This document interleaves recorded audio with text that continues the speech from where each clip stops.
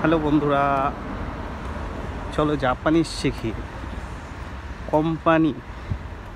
কোম্পানিকে জাপানিজে বলা হয় খাইসা।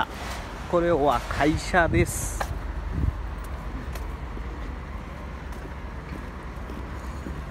খাইসা কোম্পানিতে যারা কাজ করে তাদের বলা হয় খাইসা ইন দেশ। অতাশি ওয়া খাইসা ইন দেশ। আমি হচ্ছে কোম্পানির স্টাফ, আমি কোম্পানিতে কাজ করি। যারা কাজ করে তাদের বলা হয় খাইসাইন, আর কোম্পানিকে বলা হয় খাইসা। করে ওয়া নিহন্ন খাইসা দেশ। এটা হলো জাপানিজ কোম্পানি।